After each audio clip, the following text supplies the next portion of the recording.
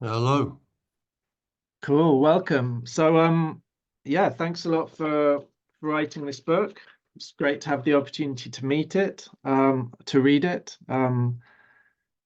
I guess that an opening question of sorts is where this book fits in with your books in general. Is it an outlier? I mean, for example, it doesn't have at least an explicit political dimension, and a lot of your books have a sort of a thread of political writing.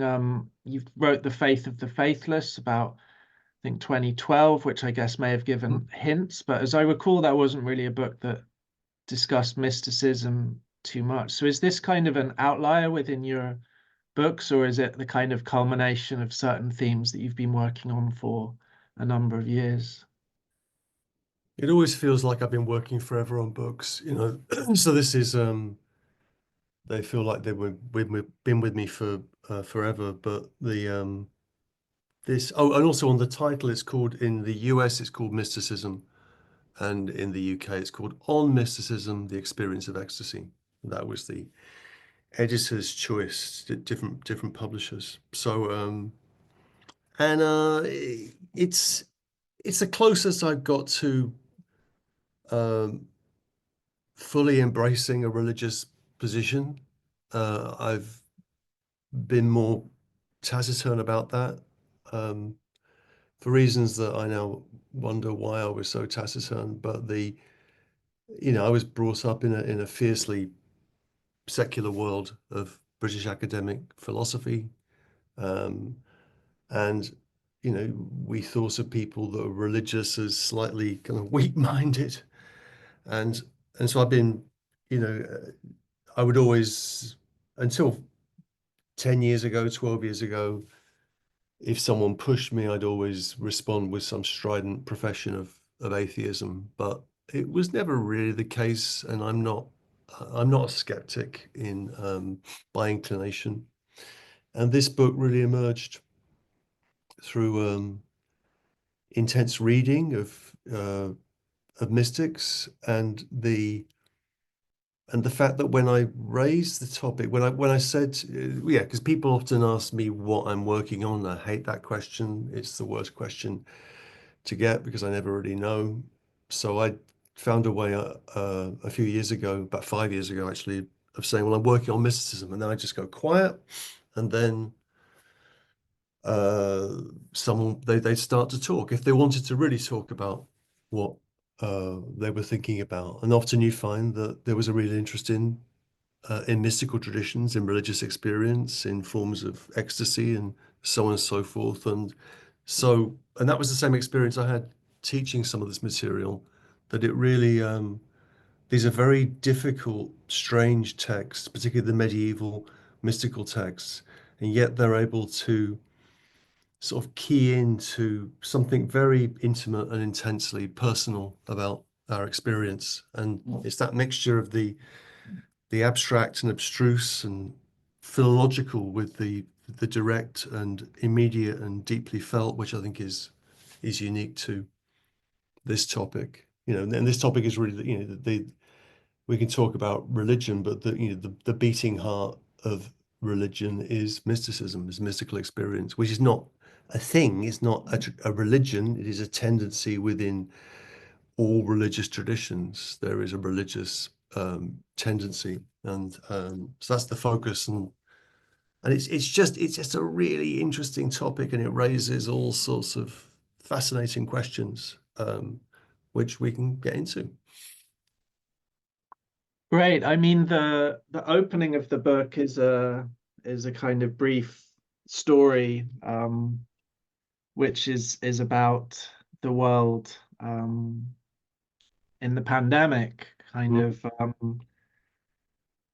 withdrawing into solitude. The technical term that the ancients use is anachoresis, where I guess the phrase anchorite comes from. So Right. you wrote they became unwitting mystics. I mean, obviously, for a lot of people, it was really about cooking and posting their cooking videos on YouTube. But, at the Right. very least, there was an opportunity to withdraw from the world in ways that would have been inconceivable. So it was interesting that you framed it around the pandemic. I mean, do you feel that people you've met, or that there was a tendency towards the pandemic maybe sparking up some of this interest that you just discussed in Yeah. mysticism? Yeah, I mean, it was first, for many people, it was the experience of solitude, of being in a kind of a cell, and there are different stories to tell about mysticism, particularly Christian mysticism, but one is with the Desert Fathers and St. Anthony, and that is very much, the experience of being in a cave in solitude, and trying to push yourself aside in order to be open to what you really want to get close to, which is the experience of God. Um, so there's that sense of solitude. We all became unwitting anchoresses or anchorites. There's the context of plague, which is so that the way the book is framed, it's vague. It's pandemic-y, but it's more that there is an interesting correlation between between plague and catastrophe, if you like, and mystical experience that we think of. One might think that mystical experiences happen in happy times, but they very often don't. They and the heroine of the book is Julian of Norwich, and she is writing in the context of the Black Death, the bubonic plague in the 14th century, and that wiped out a third to a quarter of urban populations wherever it touched. The third thing is that there's something the pandemic forced us back on ourselves, and it opened something archaic about us. It made us realize there is something archaic about us. We're not constantly pressing forward into some short to medium term future dominated by economic and commercial concerns, or by the shallow promises of, technology. But there is, with themes like, with experiences like the experience of plague, we find ourselves actually with, our cousins are those of our ancestors who did experience plague. And I just got back from Istanbul yesterday, and the context of the Justinian plague in the 7th century, which basically wiped out most of the populated world, and that led to eventually to the rise of Islam as a formidable political force. So there's something about plague and what that does to us, and we realize that we are fragile, vulnerable creatures, prone to disease and suffering and pain. The flip side of that is that we also have a deep metaphysical need. We have a deep need for something outside ourselves, something that's not just us over and over again. And mysticism is a way of framing all of that. Super. So yeah, we'll get into the maybe that sort of human predicament side of it in a Mm. second. But I thought we may as well crack on philosophical style with some definitional work. So I guess maybe there is a common sense idea that mystics, the sort of definition of mysticism is built around sort of union or oneness, that the mystic is the one who says all is one, all is God, or something like that. Maybe sort of Spinozist style mysticism or something like that. And I think William James, you wrote, sort of favored that kind of definition. I don't think you go with that definition. I guess it's part of the picture for sure, and certainly union Yeah. is one of the concepts that you discuss quite a lot. But what's your sort of preferred definition of what we're talking about with mysticism? It's complicated. I mean, you could say it very simply would be that there was a very important book on mysticism that was published in the early 20th century by Evelyn Underhill, who was a very influential and famous figure in her day and who's kind of been forgotten. And she describes mysticism as experience in its most intense form. Experience in its most intense form. So in a sense, the book is an attempt to describe, um, render that intensity, an intensity of aliveness, an aliveness which comes from pushing oneself aside, you know, undoing the creature in us, undoing our identity and the sense of self that we have, and which I think weighs on us. And so that's one way of thinking about it. Experience in its most intense form. That could be thought in terms of in various intellectual ways, right? So there are different intellectualist ways of defining mysticism. So union with God is not wrong.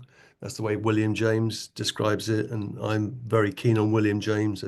There's a picture of William James looking like he's just walked out of a kind of a band, an 80s band in the book, looking very cool. And oh yeah, there it is. There it is. Yeah, I set it aside. I wanted to do it as kind of a quiz. Does anyone know who this kind of Clint Eastwood figure is? But anyway, here it is. That's William James. Definitely the coolest picture of him I've seen. Because normally he looks very austere and kind of like chin stroking. But here he just looks like he's ready to Mhm. pull a gun or something. That's right.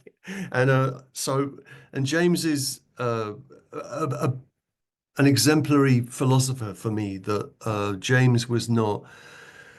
Um, James took things seriously that ordinary people experience. He wasn't dismissive. He wasn't arrogant, evangelical atheist, or an arrogant academic philosopher. So he tried to make sense of ordinary human experiences and ordinary human religious experiences, and recognize that at the core of religious experience is mysticism. So it's the long central chapter of the varieties of religious experience is on mysticism, and it is very, very good and full of examples.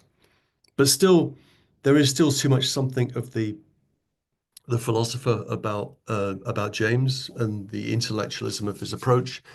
And that brings me to the thought that for me, mysticism is not a theoretical issue. It's not an issue of whether you do or do not believe in the existence of some deity. That's what religion has been reduced to, particularly as an effect of the Reformation, um, and Protestantism.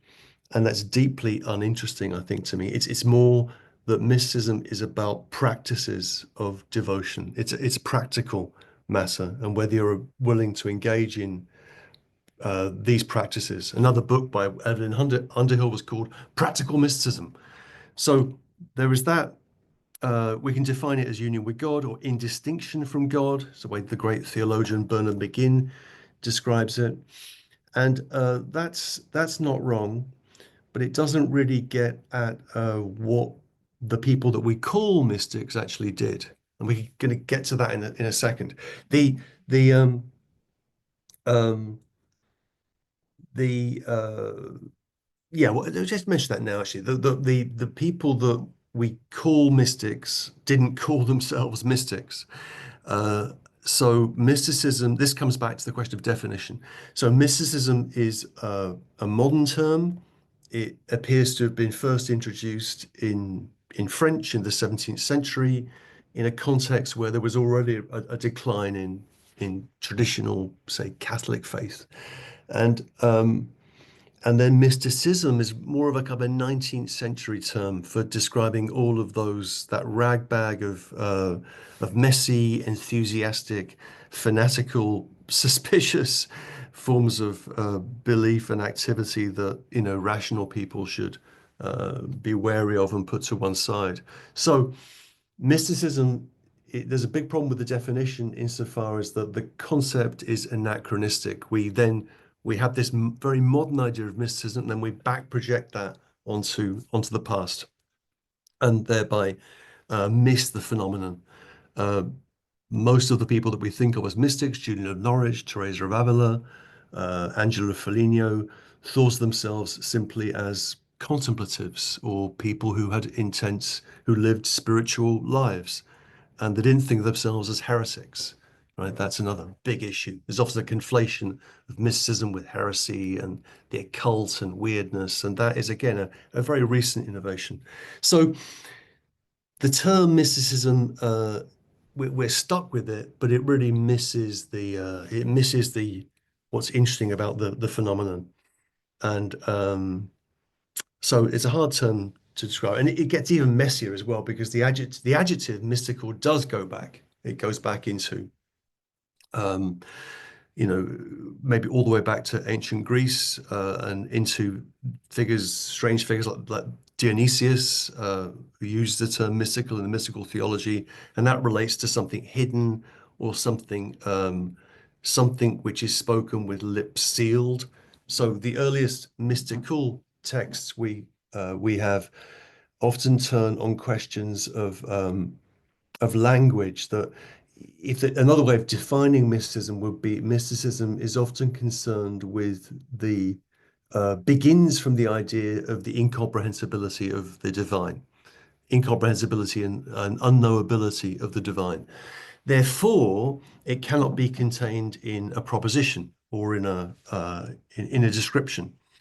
So, how do you talk about it? Well, you talk about it through strategies of negation and indirection, and so the there's a whole tradition of what's called apophatic theology, a theology which is based on that God is unknowable, and therefore the closest we can get to God is through forms of negation, of speaking of God as something which is not, and so on and so forth. And that theme of negation is also linked to the question of love, that the love of God as something incomprehensible cannot be approached directly, and therefore it's only by cutting language away that we can open ourselves to the experience of divine love. And there are numerous texts which I mean, a good example is would be a text that people might have heard of called the Cloud of Unknowing.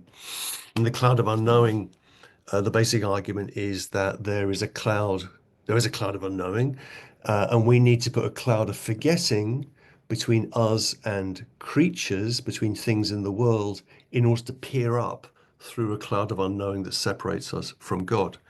But the whole thing is couched in terms of a language of negation, of not being able to say things directly. And it's a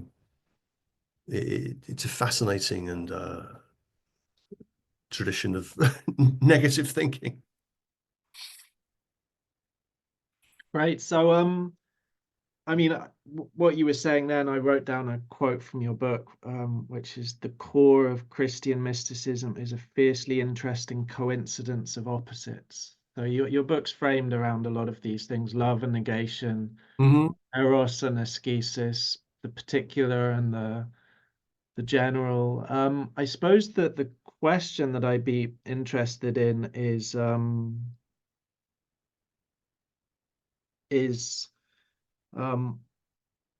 so I guess one way of putting it is that, and I think you alluded to it earlier, that philosophers can often dismiss mysticism as Yeah. a little bit lightweight or mumbo jumbo-y. And obviously, if you read a Or lot of these, it's a term of abuse. You're a mystic. That's mysticism. That's it. That's all you yeah, need to say. It's over. The I conversation. remember back in my amateur philosophy society, we had a guy who would always dismiss anything as mysticism if he felt it wasn't rigorous enough, like Mhm. Heidegger or anything like that. But I guess as we're sort of coming at it to some degree from a philosophical angle, what do you think philosophers can make from this kind of messy marriage of opposites? I mean, certainly one thing that comes through in your book is that mysticism is not opposed to reason. I mean, some people may think, oh, the Mhm. mystic kind of throws out the intellect altogether and is like pure love, pure heart, pure intuition, whatever it may be. That's certainly not a position that you defend, but obviously there's questions about what's the relationship between mysticism and reason, what's the relationship between mysticism and truth, which comes in your discussion of William James. So what are Mhm. um, the philosophers meant to make of this unwieldy kind of maelstrom of contradiction and paradox and negation? Well, hopefully they're, alarmed and angered by it. That's rather what I hope. I mean, I've always been I've been at war with mainstream academic philosophy for most of my career, and that uh, and I find I just happen to have spent my career in philosophy departments, and I'm happy to teach philosophy. I'm privileged to teach it, but I find that it's often a very narrow understanding of what counts and of what's serious and what's not serious. Often we're reduced to certain terms like that person is smart or not smart, and that's some criterion for philosophical brilliance, which it isn't. Often the best philosophers are not smart in the modern sense. So, and also more deeply, there is a modern understanding of philosophy that really originates. You could take it back to Descartes, but it really sharpens with someone like Kant, which is that the business of philosophy is a critical, rational enterprise. Um, that philosophers are the kind of the police force in some kind of tribunal of reason, and the enemy is what Kant calls Schwärmerei, enthusiasm, fanaticism, um, people that see spirits, weird people, and we end up with this modern identification of philosophy as a sober, rigorous, rational, critical process, and that loses sight of this whole other dimension of the history of philosophy, which hasn't been doing that. Philosophy has a manic side. It has an intensely intoxicated religious side. Just read Plato's dialogues, read the Phaedrus, or consider that for Aristotle, the goal of life, the goal of a moral life, is something like uh, becoming God, becoming divine at the end of the Nicomachean Ethics, and you can. So the modern idea of philosophy, this desiccated, um, this penny pinching, narrow rationalism, not only fails to understand actual phenomena which people that should be experienced. So James is a very good um, antidote to that. But more importantly, we we're unable to even understand most of the history of what people have thought under the name of philosophy for the last few thousand years, which doesn't correspond to that narrow canon of reason. And also, there's a critique in the book. A critique of critique and the tyranny of critique in modern universities. And I think what we need is more understanding, more sympathetic reading, and a bit less critique. Um, so to understand a tradition like the mystical tradition, you have to let it have an effect on you and see how that feels after a while. Become more of an anthropologist and less of a spectator in some kind of theatre of reason is kind of what I'd be pleading for. And philosophers can do that, and they have done that. And James is a good example of a philosopher that does do that. Super. So, I mean, we're well into our conversation. I feel like I haven't even got started. So I guess I'm going to have to cut right to the core of it. So, I'll just go on a little brief ramble to set it up. But one of the ways you frame the book is something like a human predicament, which is that we are kind of burdened by this excessive selfhood. It kind of Yeah. leaves us somewhat trapped, and sort of linked to that, perhaps, which you do discuss briefly in the book, but I thought was very interesting, is perhaps a picture of consciousness that has emerged as this kind of, I think at one point you refer to it as a cabinet of interiority, this idea Yep. that and actually when you read a lot of the cognitive science, the idea is that um, we are trapped in our head, in the sense that I'm not Mhm. really seeing the screen, I'm seeing a representation of the screen created by the brain. And I know that, I mean, it's very complicated. I mean, I don't know about the Yeah. science. I know that there are philosophers of mind that have kicked back against it. Alvin Noe, I think he critiques it not Hmm. only in terms of its truth, but also its aesthetic character. He says it's a sort of an ugly, depressing view of the world. So I guess It is. Yeah. there's this kind of like view of ourselves as trapped somehow, and what that can give way to is melancholy, kind of like a brooding, a sadness. And so this brings me to perhaps one of the key terms which I think we should focus on from your book, which is decreation, Okay. which I think I came across with Simone Weil. Hmm. But I think it has maybe a much longer history, or at the very least, something like it has been talked about for a long time. But I guess decreation is a way to try to address this um, the melancholic consequences of selfhood. And Hmm. so, could you just give us an overview of the role of decreation in your book and how it's meant to try and help us with this predicament that you diagnose? Sure. Yeah, I'm just trying to find a quotation, which of course I've got it. Uh, um, I mean, I framed the book with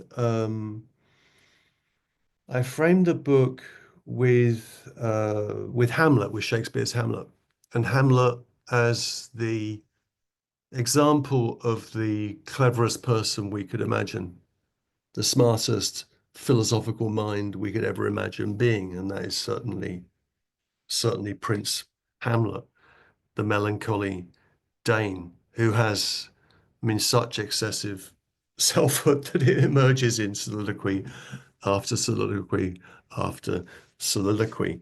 And this comes out of a deep melancholy, which comes out of an unresolved grief for the death of his father and the fact that his mother is shacked up with his uncle and so on and so forth. So melancholy, so that Hamlet is the doubting self, right? To be or not to be, that's the question.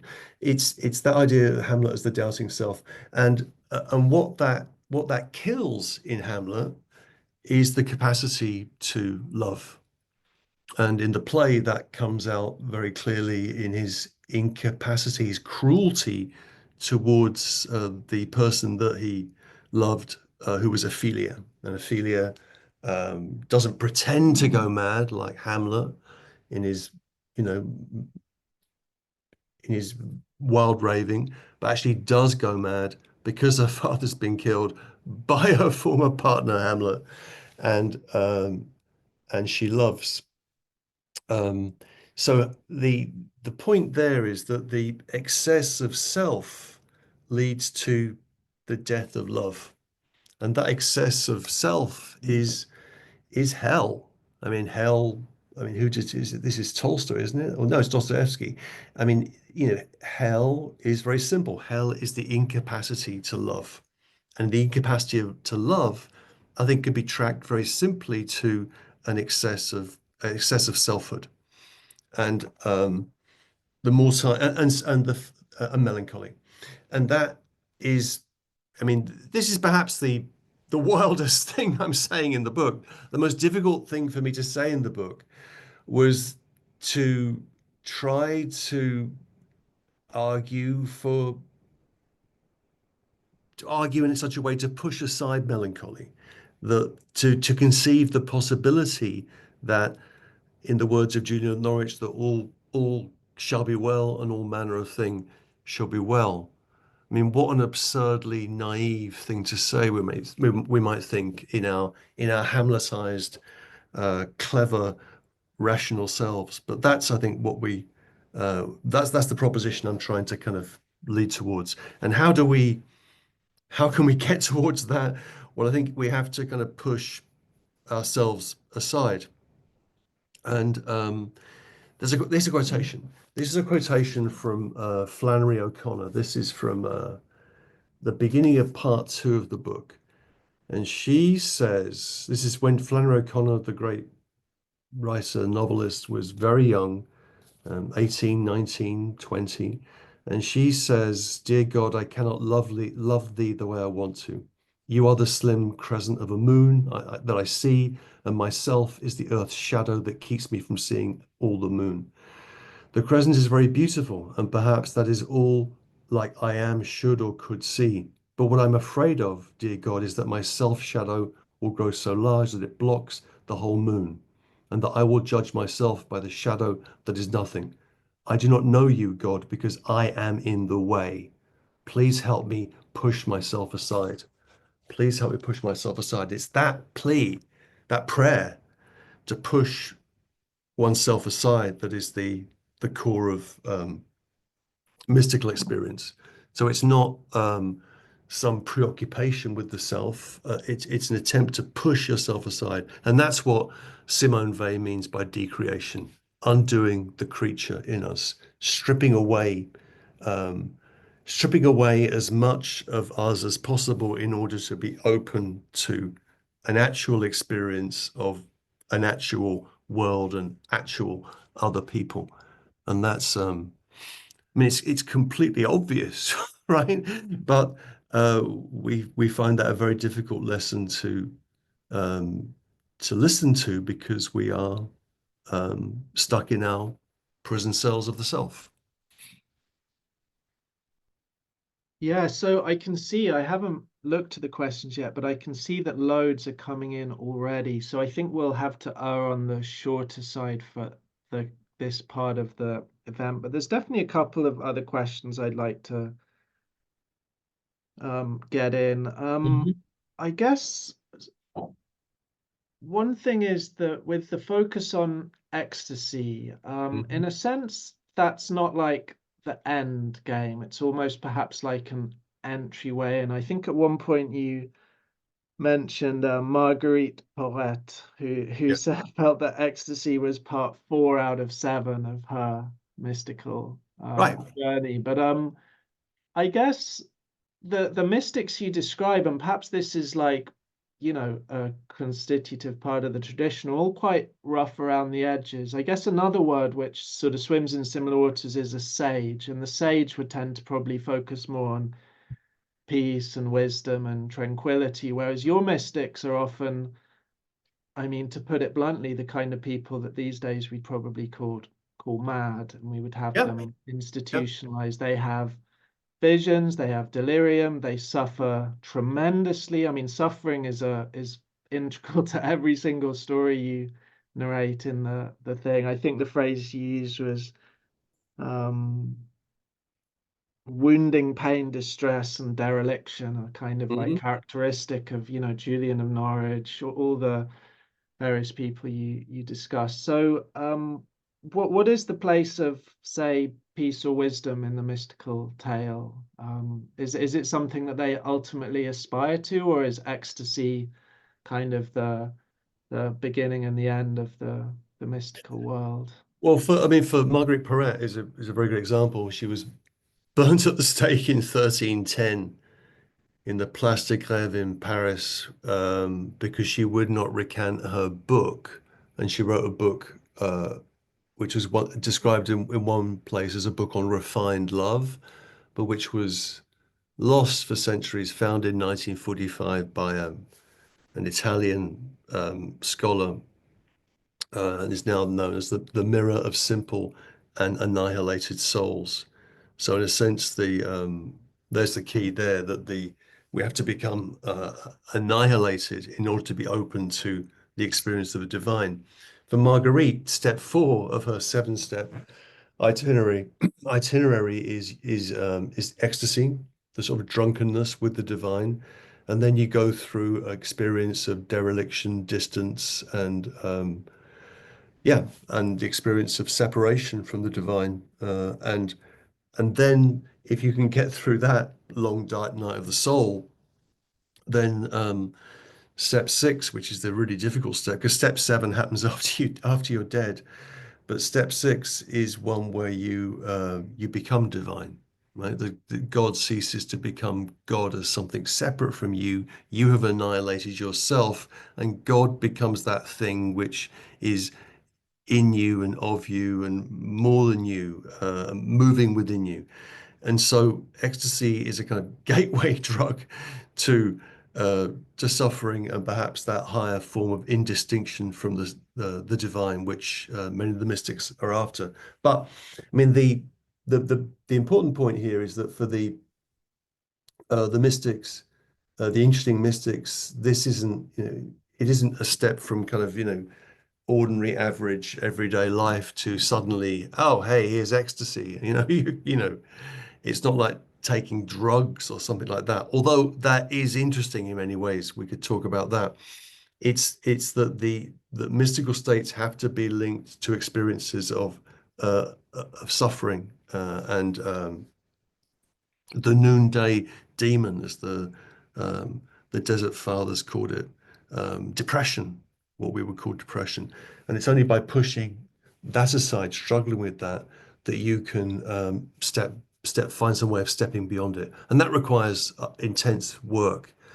So the mystics that I talk about, the mystics in particularly the Christian mystical tradition, are intensely rigorous, reasonable figures. They are using reason to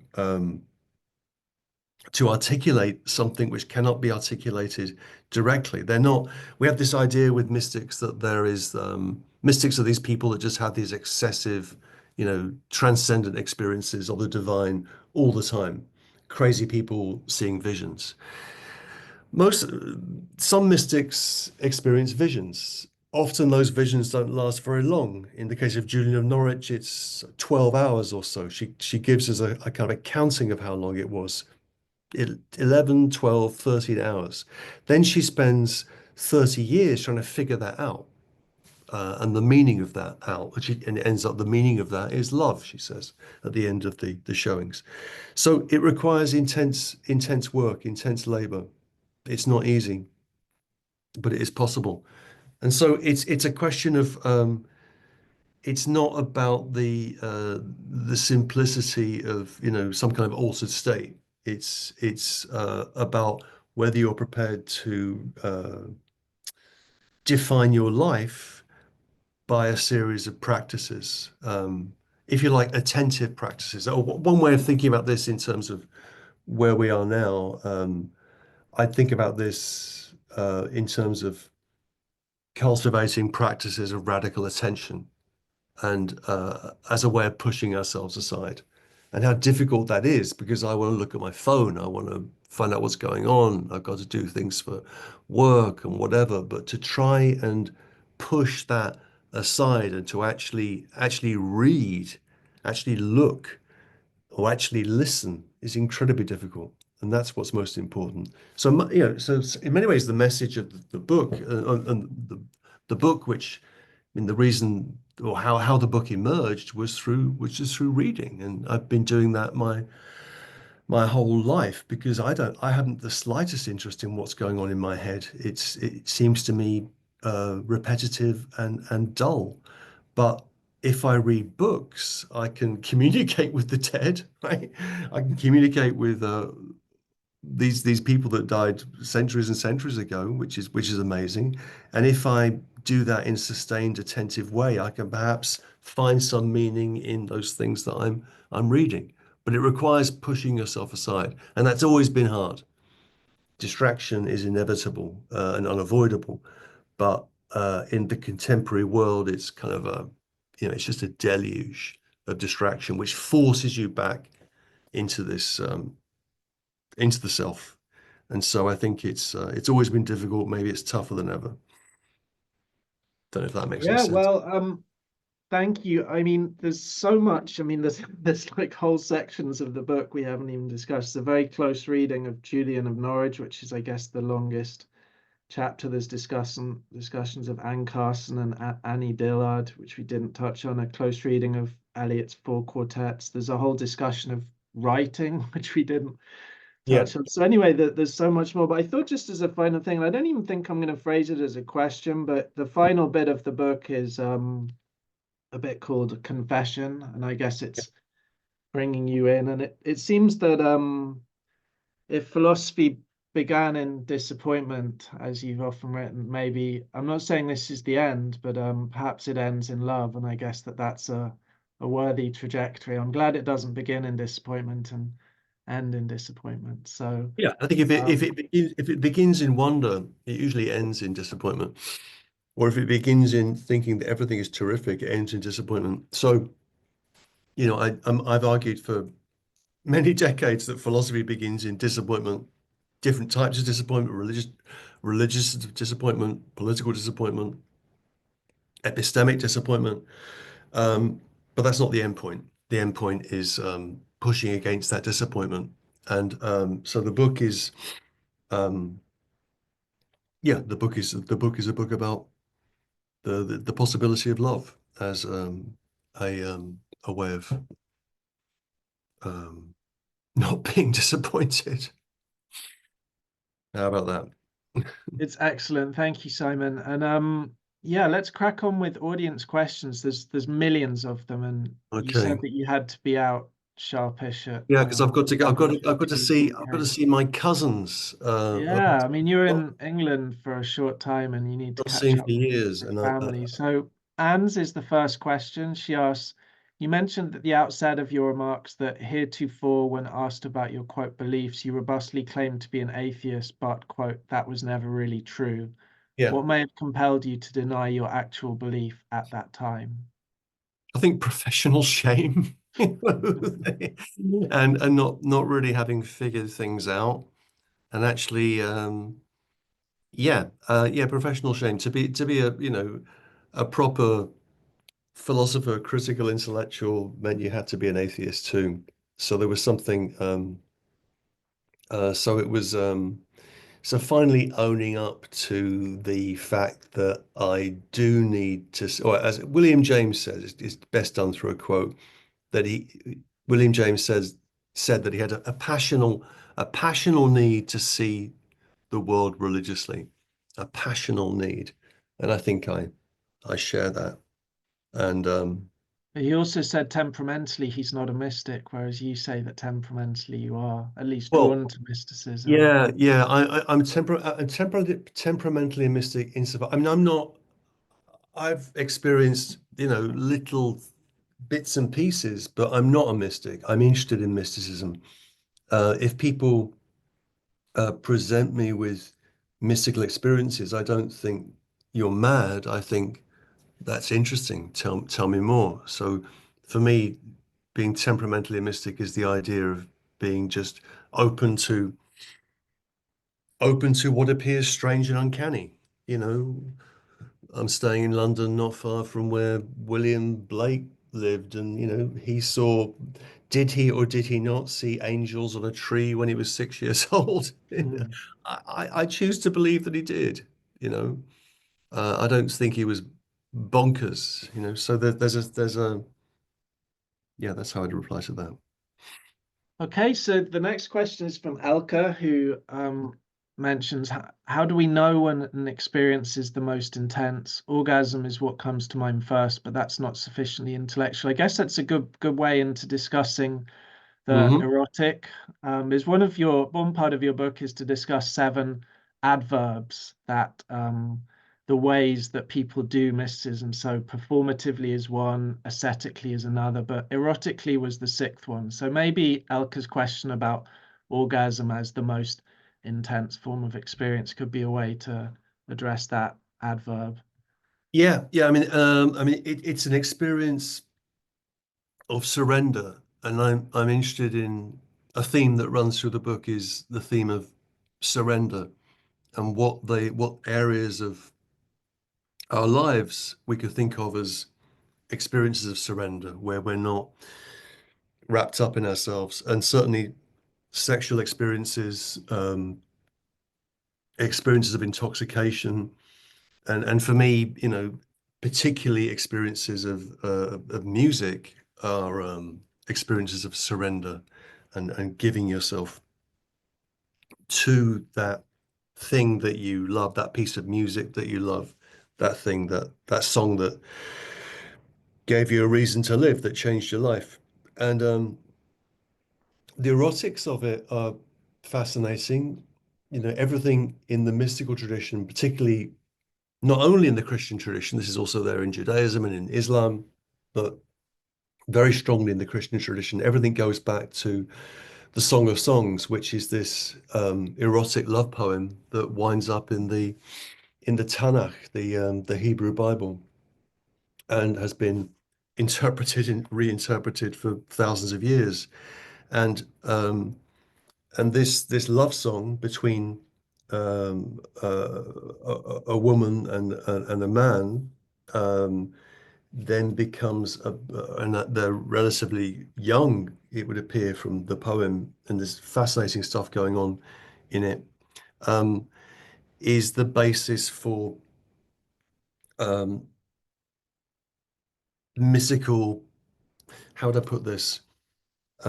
You can trace this all the way back to Origen, the Church Fathers, and Bernard of Clairvaux, and forward into the 17th century and beyond. The the experience of eros in mysticism is not an experience of just giving yourself to pleasure. It's an experience. It's an experience of eros which has to be disciplined. So that's why there's no contradiction between eros and asceticism. That the ascetic, disciplined part of us and the erotic part of us have to be, in a sense, in a relationship of coincidence, and not simply to, you know, it's not a question of just, giving yourself to erotic pleasure. That's not it's that in that experience of love and eros, there's a way of honing that and shaping that and giving that form and direction, and that requires a kind of an ascetic discipline that the various traditions that we have are very good at describing. Brilliant. So the next question is from Dean, and Dean asked a question that I was hoping to get to myself. So thanks, Dean. So he mentions, well, he appreciates your explication of being and time in your podcast, and he's wondering how Heidegger relates to or intersects with the mystical tradition. I mean, he's a figure in your book, but he's very much a background figure. You touch on him here and there. But I was thinking Mhm. things like that William James style critique of the interiority model of consciousness. Heidegger has none of that. Gelassenheit, which he discussed, the idea of release, there's that. Mhm. And then there's the kind of limits of reason. There's kind of reason pointing to the limits of reason. So I always felt he was sort of maybe a background figure. But yeah, Oh Dean yeah. wants to sort of get a sense of what role he plays or intersects with the mystical tradition. Well, Dean is right, and you're right. It's it's all over the book, but it's not explicit, and that's often how I tend to write. I wrote a book on Greek tragedy. It was the last kind of big book I did, and where Nietzsche is not really mentioned very much, but he's everywhere in my mind, and Heidegger is most explicitly. There's a chapter called "Released Existence," which is the third part of chapter one. And there's a discussion there of Meister Eckhart, the great Dominican theologian, and about whom I've got tons to say. And I was guided in that reading of Eckhart by someone called Rainer Sherman, who someone that preceded me at the New School, who I was a reader of as a student, and um, and it's about the ideas of releasement and detachment, and how one can achieve a released existence, and an open released existence. And that is the core of Heidegger's thinking. When Heidegger was asked in 1969, let's say, one of the seminars at Le Tour, or 73 in Zeringen, he was asked, by his French followers, to talk about being in time. And he said, he went round the room. There were only about 7, 8 people there. It was a tiny seminar, and he asked each of them, what is being in time about? And they said, well, it's about being. And Heidegger said, nine. And then someone else would say, oh, it's about time. And you go, nine. And then this continued. And then he said at the end of that, he says, being in time is about, it says, Dasein ist das Ekstatische. Dasein, the human being, us, is the ecstatic one. That's what being in time is about. And that's what his whole work is about, the possibility, the fact that we live in ecstasy in an average, everyday, day-to-day way, and then we choose to describe that in terms of the cabinet of consciousness and the box of selfhood. So the driving kind of philosophical momentum of the book is deeply Heideggerian. Yeah. Brilliant. So I must say, there's a load of great questions. I mean, and there's millions of them. So I think we're going to have to, I mean, what I'll do is I'll try and combine a few with a few broad themes, and this may end up being the last question because we're going to be Yeah. finishing in 3 minutes. So Ed, D, and couple of anonymous attendees, the sort of rough thing. Firstly, Ed, can atheists be mystics, or does your view require that? Does in your view, does mysticism require monotheism? Then D says, Answer is I've got yes. Atheists can be mystics. Yeah. okay, we're entering the quick fire round. I mean, you can flesh it out afterwards if you want, but D, I'm not sure whether you see mysticism and or spirituality as different from religion. Would you say that religion co-opts mysticism? And then in Ed's, the later part of Ed's question and another one, they look to the role of drugs in inducing mystical experience. So Ed's sort of saying, would a religious or spiritual person going through an ayahuasca vision not be a mystic in your view? So I guess there's kind of the relationship between Mhm. spirituality, religion, and mysticism, the relationship between atheism, drug consumption, and mysticism, those kind of questions. Yeah, atheists can be mystics, and I mean, there's a line in the book where I say, you know, it's impossible to be an atheist. It's impossible to be an atheist when you're listening to the music that you love. So the music you actually love, it's alive, it's divine, and you don't doubt that. And drugs, yeah, I mean, if you look at religious traditions, particularly deep, you know, and old animistic traditions, that there's often some substance involved. I think it's overplayed in the modern obsession with intoxication. It's overstated, but there is something going on with that. And but you don't require it. You don't need that. But it could be a way of relaxing into an experience which you would otherwise be frightened of, wary of.